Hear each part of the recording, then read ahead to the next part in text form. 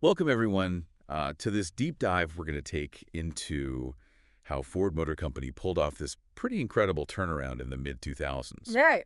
Our guide for this whole thing is going to be this book, American Icon, Alan Mulally and the Fight to Save Ford Motor Company Right. by Bryce G. Hoffman. Mm-hmm.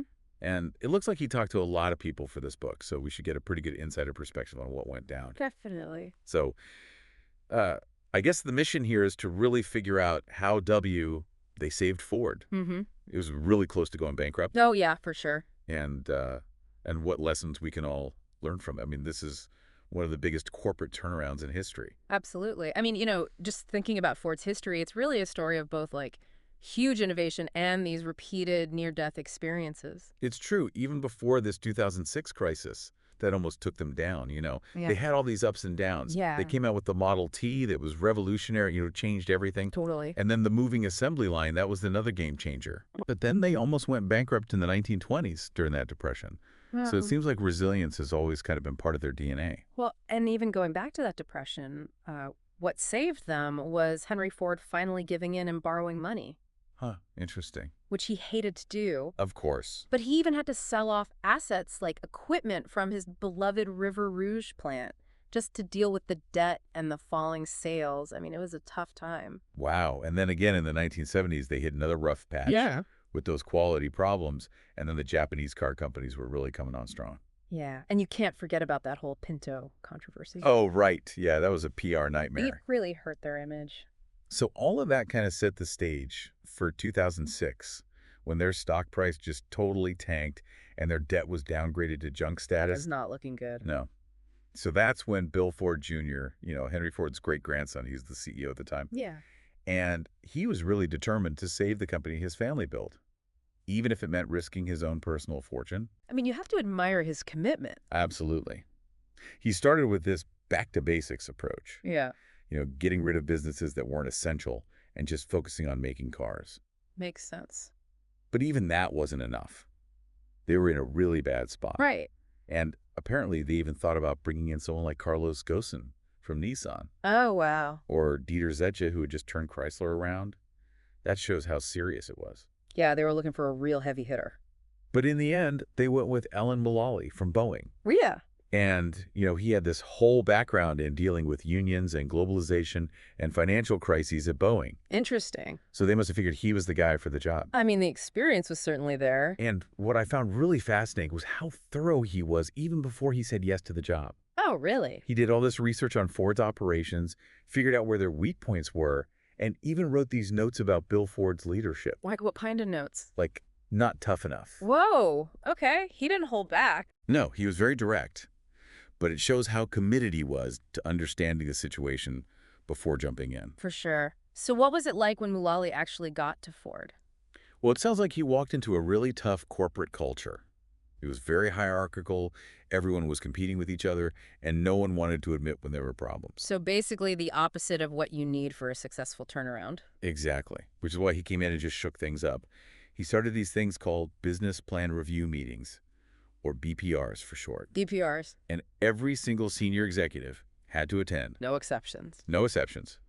And they all had to give these short progress reports on their projects. Sounds intense. It was. And they used this color-coded system, red, yellow, green. Like a stoplight. Yeah, exactly. Red meant the project was in trouble. Yellow meant there were some issues, and green meant everything was on track. So no more hiding the bad news? Nope. It forced everyone to be honest about what was going on. That's a big change for a company like Ford. It was a huge cultural shift. And there's a story in the book about Mark Field, who was in charge of the Way Forward plan at the time. Uh-huh. And during one of these BPR meetings, he admitted that there was a production problem with the Ford Edge. Oh, man. I bet that was a tough moment. It would have been career suicide in the old Ford culture. All right. But Mulally had created this environment where it was okay to admit to problems so they could actually start working together to solve them. Wow, that's a pretty powerful example. Yeah, it really shows how things were changing at Ford. So Mulally was all about transparency and accountability. He was. But he wasn't just throwing out everything that came before him. He actually used the Way Forward 2 plan that Field had developed as a starting point. Interesting. He streamlined it even further, got rid of some more brands and models, and really pushed to get new vehicles out there faster. So he was decisive, but also willing to adapt. Exactly. He wasn't just coming in and saying my way or the highway. Makes sense. But then the financial crisis hit and things got really, really bad. Oh, yeah. That was a scary time for everyone. And Ford had to take some pretty drastic measures to survive. They ended up getting a $23.6 billion line of credit. But to do that, they had to put up all of their assets as collateral. Wow, that's a big risk. It was. Yeah. It shows how desperate they were. Definitely. And they also ended up selling Aston Martin. Yep. And Eh. Jaguar and Land Rover. Ouch. Those were some tough choices. They were, but they needed to raise cash and focus on their core business. And how did the Ford family feel about all of this? Well, they were understandably worried. I mean, they were facing the possibility of losing control of the company their family had built. I can't imagine how stressful that must have been. Bill Ford really had to work hard to keep them united. He reminded them of other families who had lost everything because they couldn't agree on what to do. So he was trying to prevent history from repeating itself. Exactly. Mm. And Elena Ford, who's a fifth-generation descendant of Henry Ford, she was a really strong voice in favor of staying the course. Oh, that's interesting. So even within the family, there were different perspectives. Well, absolutely. It wasn't just about numbers and business decisions. It was also very personal for everyone involved. And what about the UAW? How did they factor into all of this?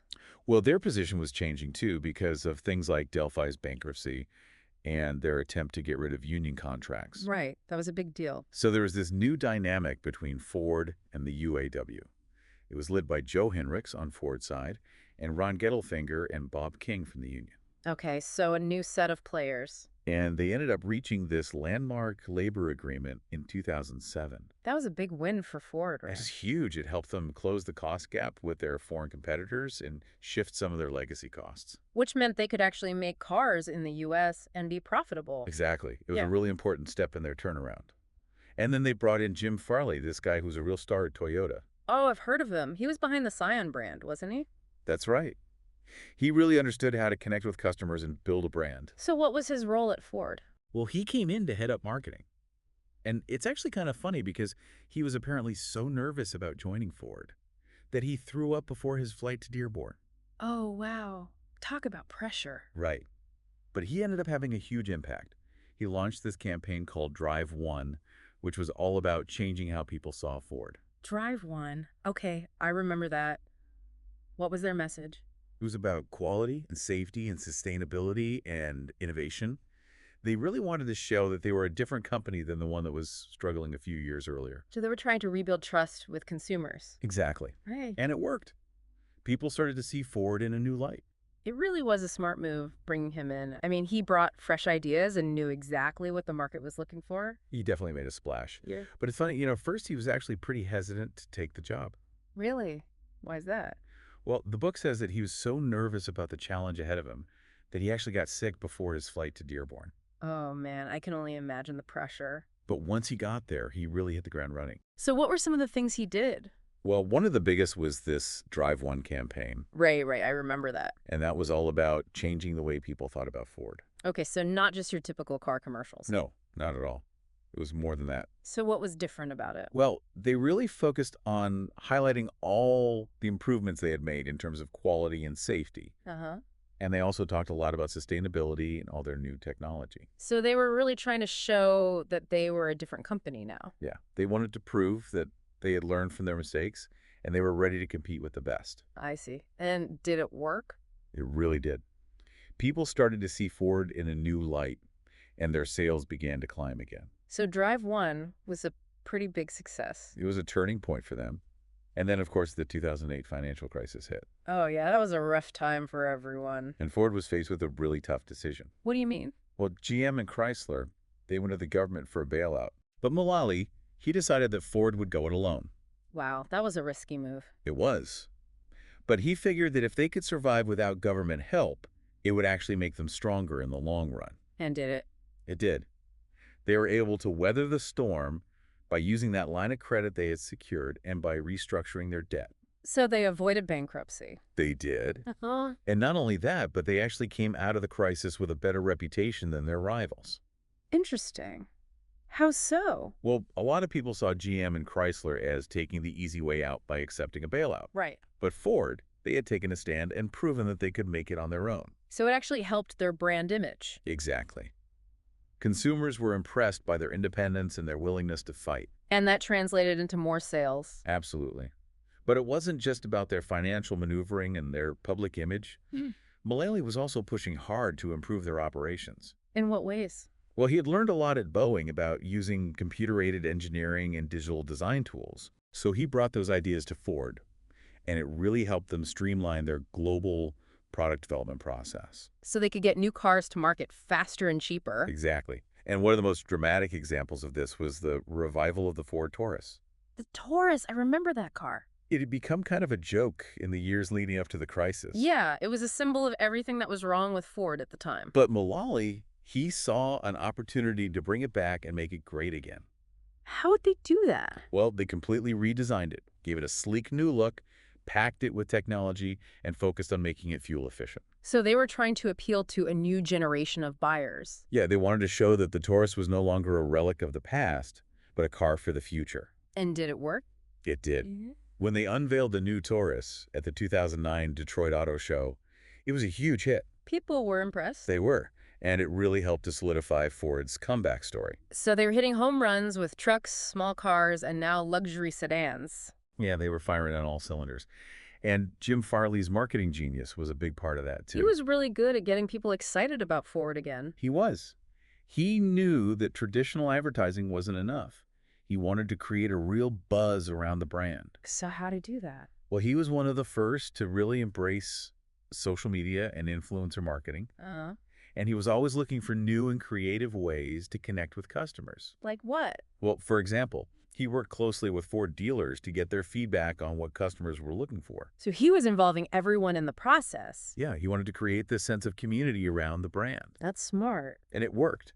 People were drawn to Ford's authenticity and their commitment to listening to their customers. So they were making all these changes in the U.S., but what about their global operations? Well, they knew they couldn't just focus on one market. Right. So they made the decision to sell Volvo to Geely, a Chinese automaker. Really? Why'd they do that? Well, they needed to streamline their operations and pay down some of their debt. Makes sense. And they also wanted to focus on the brands and markets that were most profitable for them. So it was a strategic move. It was. And it showed that they were willing to make tough choices in order to secure their future. So selling Volvo was part of their plan to become leaner and more focused. Exactly. They were adapting to a changing world. And what about the changing tastes of car buyers? How did they deal with that? Well, they knew that gas prices were going up and that people were starting to look for smaller, more fuel-efficient cars. Right. So they decided to leverage their European operations. Why Europe? Well, they were already making some really popular compact cars over there. Oh, I see. So they figured, why not bring those models to the U.S.? Smart thinking. It was. And it paid off big time. How so? Well, cars like the Fiesta and the Focus, they were a huge hit with American buyers. Really? I didn't realize they were originally European designs. Yeah, they were. And they really helped to change the perception that American car companies couldn't make good small cars. So they were proving the doubters wrong. They were. And at the same time, they were still dominating the truck market with the F-Series. Yeah, you can't forget about the F-Series. It's an American icon. It is. And they've done a great job of keeping it fresh and exciting. By doing what? Well, they're constantly innovating, adding new features, improving fuel economy, and making sure the design stays up to date. So they're not resting on their laurels. Nope. They know that they have to keep pushing forward if they want to stay on top. Makes sense. And what about Lincoln? What happened to their luxury brand? Well, they decided to give it a major makeover. In what ways? Well, they brought in Jim Farley to lead the charge. Of course they did. He seems to be the man for every job. He's definitely a rising star. And he had a clear vision for Lincoln. He wanted to make it a true competitor to brands like Lexus and BMW. Ambitious. It was. But they were serious about it. They invested a lot of money in developing new models. What kind of models? Well, they wanted cars that were stylish and sophisticated and that offered a really luxurious experience. So they were going after a more discerning customer. Exactly. And they also focused on improving the customer experience at their dealerships. Smart. They wanted to make sure that buying a Lincoln was a truly special experience. So they were paying attention to every detail. They were. And it paid off the mother. Lincoln started to gain some real traction in the luxury market. So Ford was making progress on all fronts. They were. But they knew that the journey wasn't over. The auto industry is constantly evolving. And there's always new challenges popping up. Exactly, like new competitors, especially from China. Right. And the economy was still uncertain. So they had to stay on their toes. They did. But they had Alan Mulally at the helm, and he created this culture of transparency and data-driven decision-making. That was one of his biggest contributions. It was. He empowered employees at every level of the company to speak up and share their ideas. So it wasn't just a top-down approach. No, it was very collaborative. Everyone had a voice. And that helped them to identify problems and find solutions more quickly. Exactly. Yeah. And it also created a much more positive and productive work environment. And it really helped to transform Ford from a company that was on the brink of collapse into a global leader. It's an amazing story of resilience and reinvention. I mean, they were up against the ropes. They were. And they managed to not only survive, but thrive.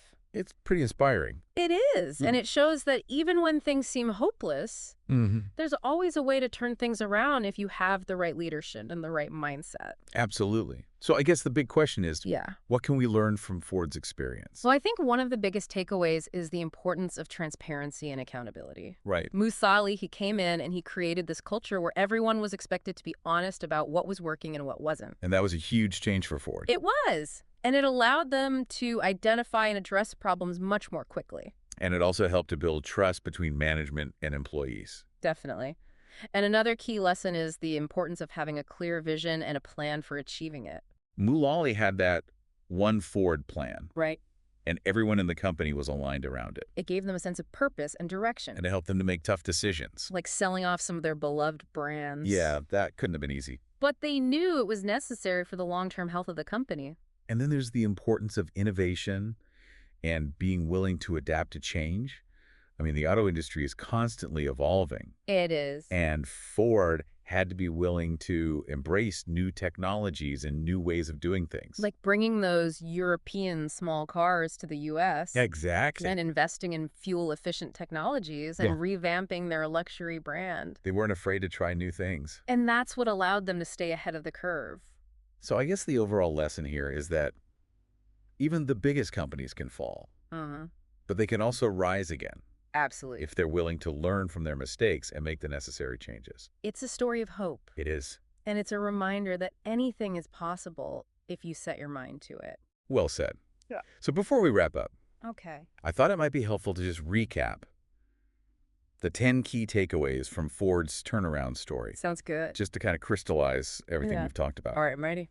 Okay, so number one, Ford has this long history of innovation and resilience. They've faced near-death experiences before, and they've always found a way to bounce back. Yeah. Number two, Bill Ford Jr. His leadership and his personal commitment were essential in getting the company through those early stages of the crisis. Number three, Alan Mulally. He came in with this wealth of experience and a completely different leadership style that really shook things up at Ford. Yeah, he's a game changer. Number four, those BPR meetings, they created this whole new culture of honesty and collaboration at Ford. And that was huge.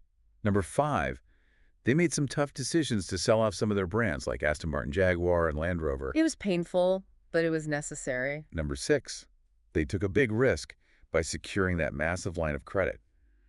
But it gave them the breathing room they needed to turn things around. Number seven, that 2007 labor agreement with the UAW, it was a big win for both sides. And it helped to level the playing field with their foreign competitors. Absolutely. Number eight, Jim Farley. He came in and revitalized their marketing efforts with those innovative campaigns like Drive One. He really understood what customers wanted. He did. Number nine, their decision to refuse a government bailout. It was a gamble, but it paid off in terms of their public image. And it showed that they were serious about standing on their own 2 feet. And finally, number 10, their commitment to innovation and adaptation was evident in everything, from the revival of the Taurus to the success of their European-inspired small cars. They were firing on all cylinders. They were. So there you have it, 10 key takeaways from Ford's incredible turnaround story. It's a story that I think everyone can learn from. I agree. So that's it for our deep dive into the Ford Motor Company turnaround. It's been a pleasure. Likewise, thanks for joining us, and we'll see you next time.